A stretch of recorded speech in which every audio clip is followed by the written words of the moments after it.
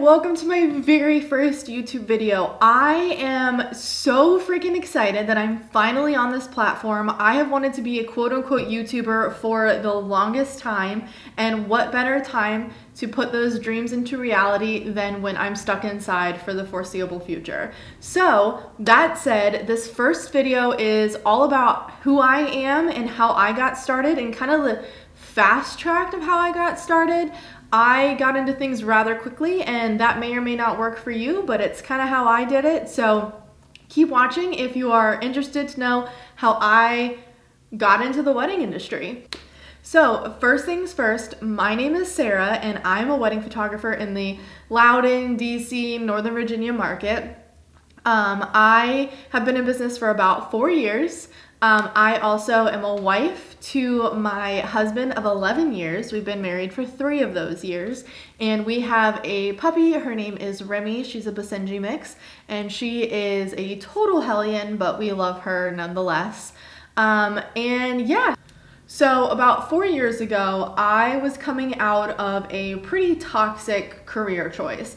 I grew up wanting to be a veterinarian. And then I decided that I was gonna go into vet tech school, which is basically vet nursing. So I went through the program. It was a 2.5-year program. I also worked in a clinic throughout that time as well. So I was all consumed into this industry. And after I graduated, I continued to work at that clinic for about another year or so.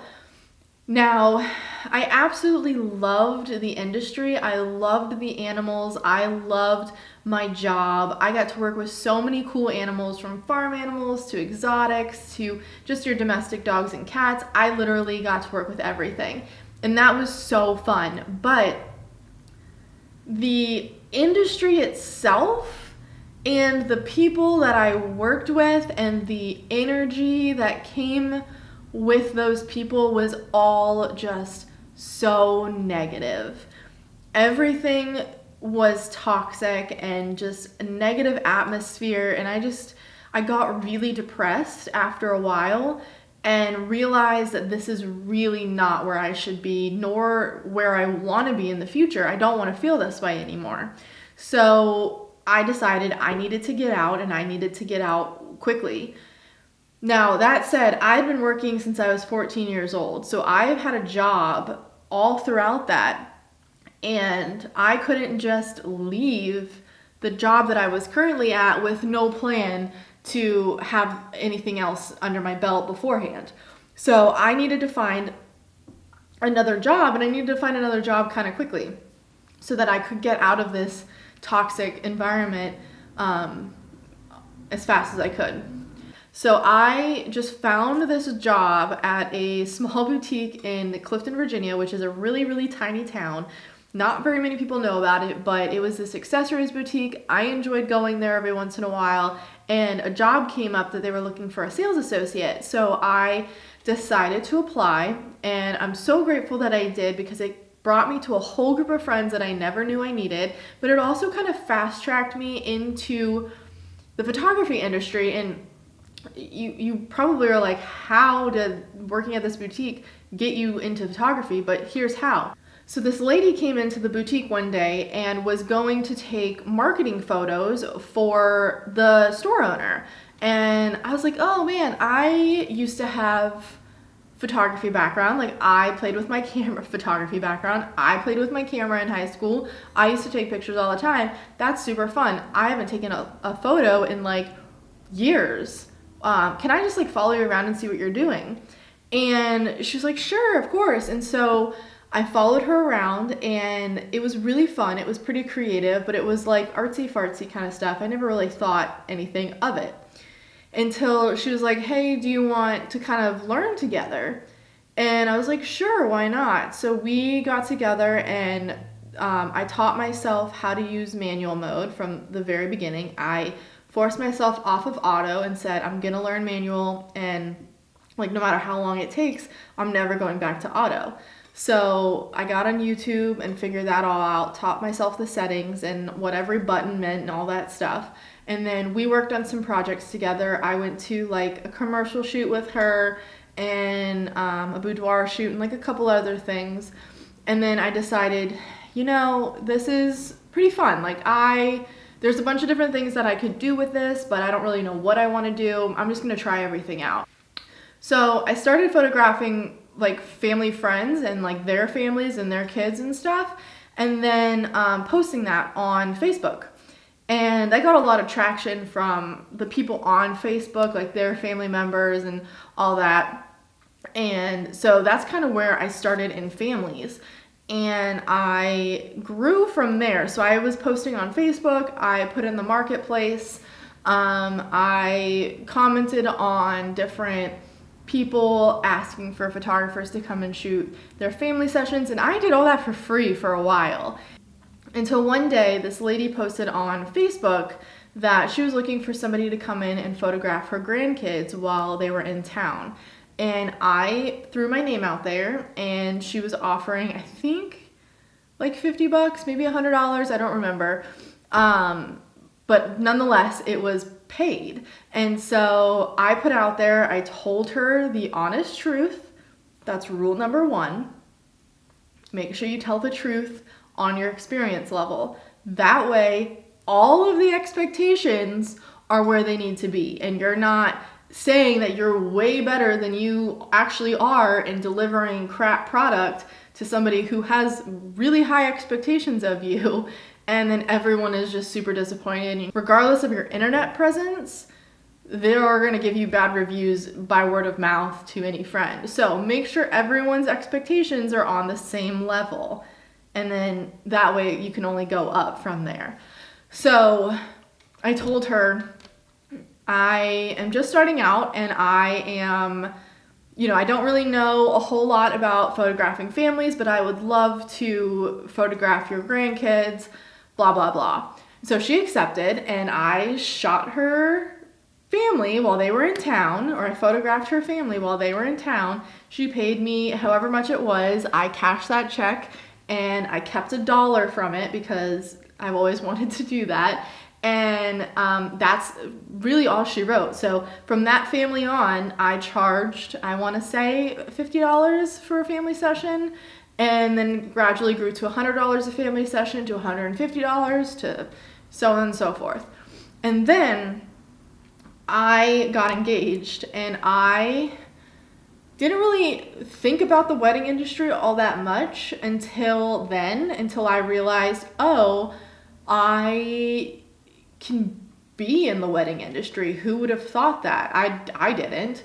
And so when I met my wedding photographer, I kind of told her where I was and what I was doing with photography and where I kind of wanted to be, because I just decided like maybe I want to go into the wedding industry. So I told her, and she offered to let me shadow her at one of her weddings. And I'm so grateful to her for giving me that opportunity to this day, because that kicked me into full gear of wanting to be a wedding photographer. Because I showed up and I was like, this is so cool. I want this for myself. I want to be my own boss. I want to photograph weddings and events and couples in love and get their stories and make all these friends and meet all these people and just be a part of these awesome events. And so from that wedding on, I decided I was going to be a wedding photographer. I had no idea how I was going to do it, but I knew I needed to start somewhere.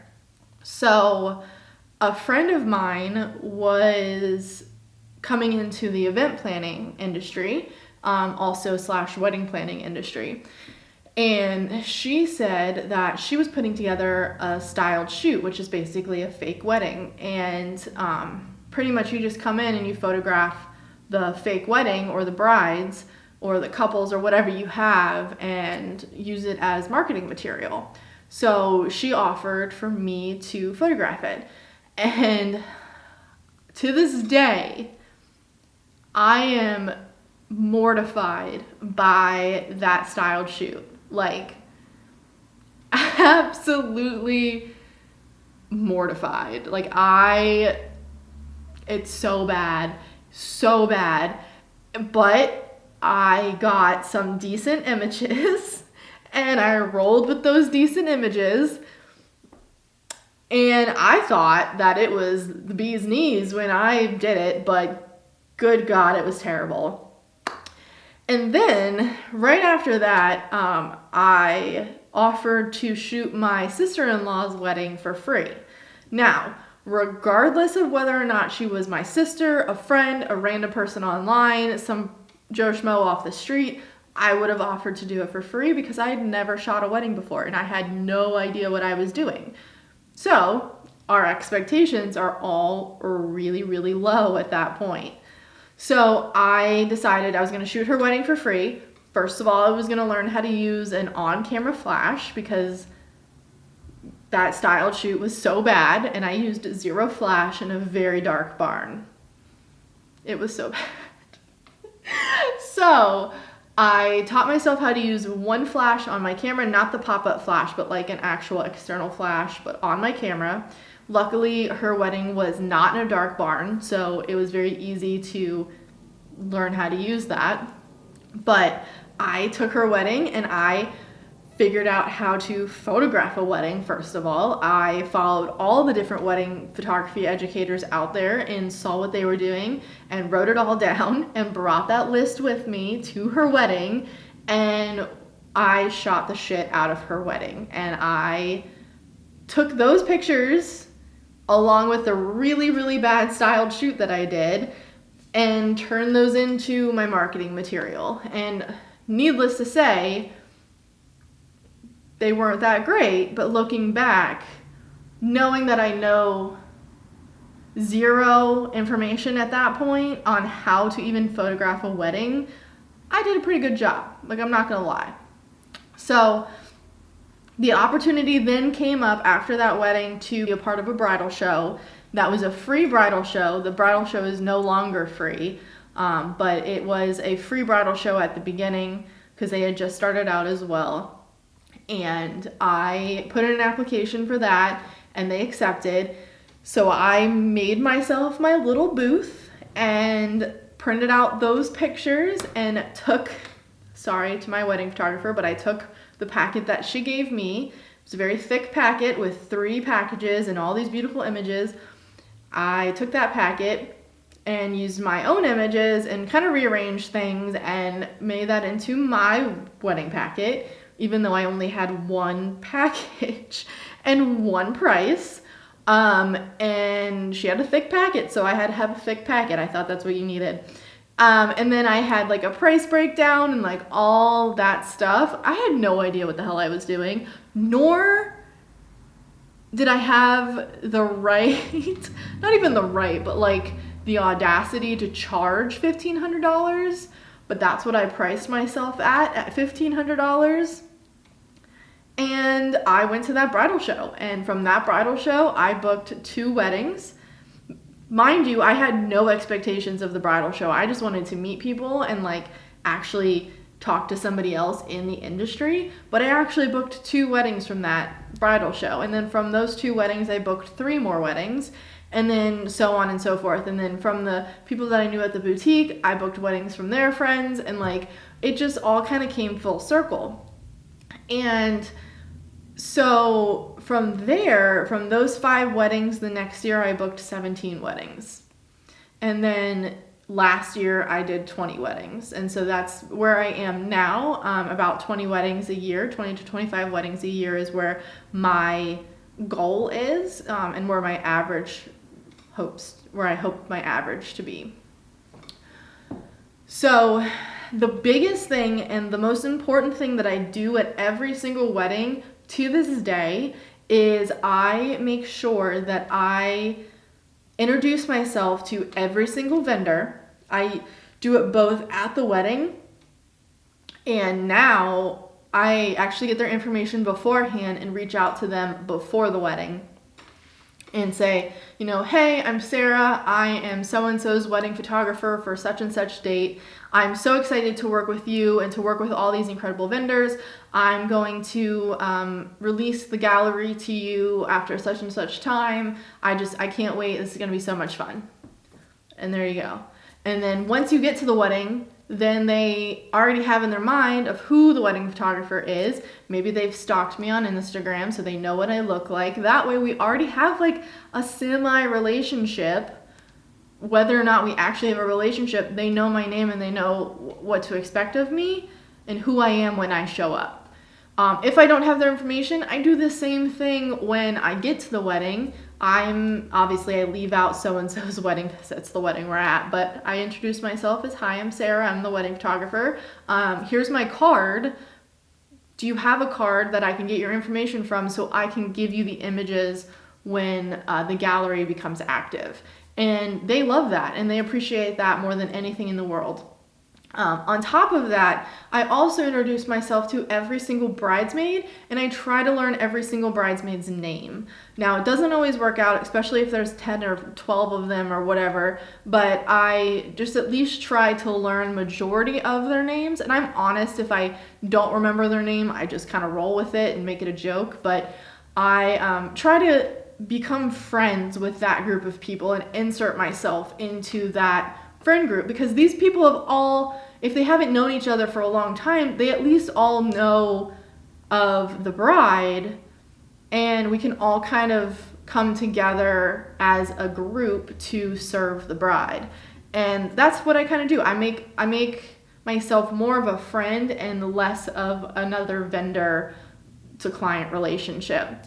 So if there's a bunch of bridesmaids, I'll ask some of them for help. I'll, make conversation with them, joke with them, compliment them on their hair or their makeup or their dress or whatever, their ring if they're engaged. If there's an engaged one, she becomes my best friend. And then those people, if they're not engaged, if they don't have a boyfriend, if they don't even want a boyfriend, they still know people who may be engaged, who may have a boyfriend, who might propose at some point, or, regardless, even if that lead doesn't go for another year and a half, 2 years, 5 years, they still at least remember you from that wedding and remember how you made them feel at that wedding, like a friend. The same thing with the parents. I always try and get on the mother of the bride and the mother of the groom's good graces, because they're ones with connections to other friends who have